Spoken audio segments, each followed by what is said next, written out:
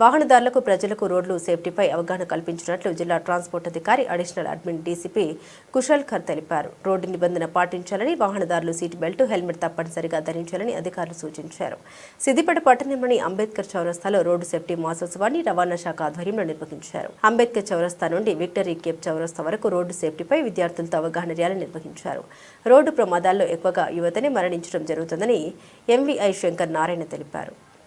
ఈరోజు మన రాష్ట్ర ప్రభుత్వం రోడ్ సేఫ్టీ మాసంగా ఈ నెలను డిక్లేర్ చేయడం జరిగింది.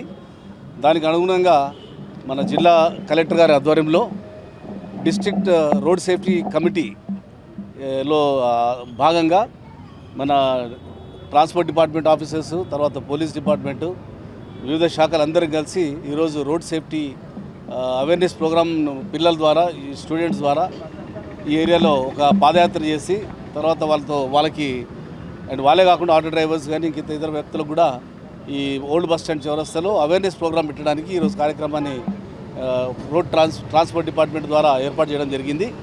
దానికి స్కూల్ పిల్లలు ఇంకా ఇతరులందరూ కూడా ఉత్సాహంగా పాల్గొన్నారు.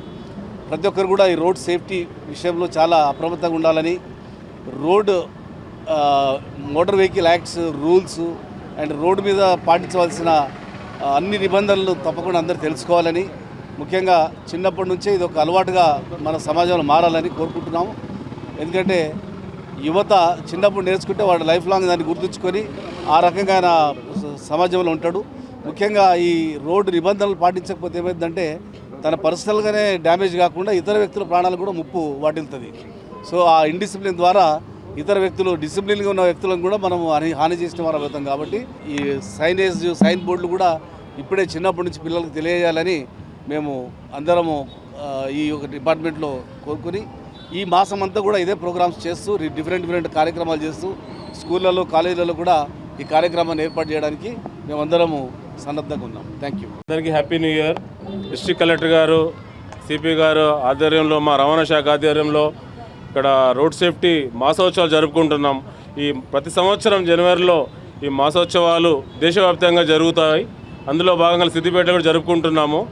మాసోత్సవాలు అంటే మొదటి రోజు నుండి 31 రోజులు వరకు ఈ రోడ్ సేఫ్టీ భద్రతా విషయాలు అందరికీ మెసేజ్ వెళ్ళాలనే ఉద్దేశంతో సెంట్రల్ గవర్నమెంట్, మన స్టేట్ గవర్నమెంట్, ఇద్దరు గవర్నమెంట్ ఆధ్వర్యంలో మన తెలంగాణలో కూడా ప్రోగ్రాం అన్ని జిల్లాల్లో జరుగుతున్నాయి.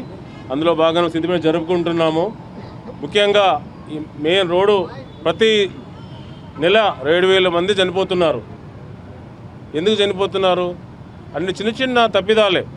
హెల్మెట్ పెట్టుకోపోవడం, సీట్ బెల్ట్ పెట్టుకోపోవడం, డ్రింక్ చేసి నడపడం, సెల్ ఫోన్ డ్రైవ్ చేసి నడుపుకోవడం, ఇవన్నీ చిన్న తప్పిదాల వల్లనే ఎంతో భారతదేశం యువత కోల్పోతుంది. ఈ చనిపోయిన వాళ్ళు మ్యాక్సిమము 20 నుండి 30 సంవత్సరాల లోపు వాళ్ళు ఎక్కువ ఉంటున్నారు. ఇది దేశానికి చాలా నష్టం జరుగుతుంది.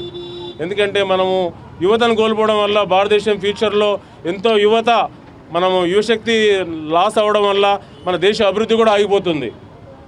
ఇప్పుడు చైనాని మనం మించిపోయాం. బికాజ్ ఆఫ్ మన యువత ఎక్కువ ఉంది చైనా కంటే.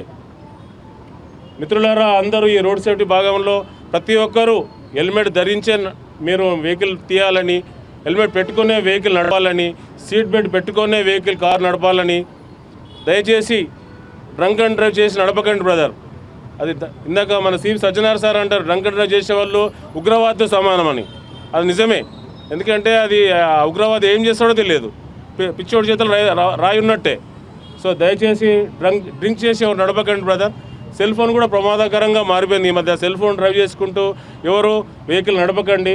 దయచేసి మీరందరూ సహకారంతో మన యువతను కోల్పోకుండా మన తెలంగాణలో, మన సిద్దిపేటలో ప్రమాదరహిత జిల్లాగా మేము ఉండాలని కోరుకుంటున్నాం. దయచేసి అందరూ ప్లీజ్ రోజు ప్రతి సంవత్సరం మేము కూడా ఎన్ని భద్రతా ఊరోత్సవాలు చేసినా కూడా యువత చనిపోతూనే ఉన్నారు.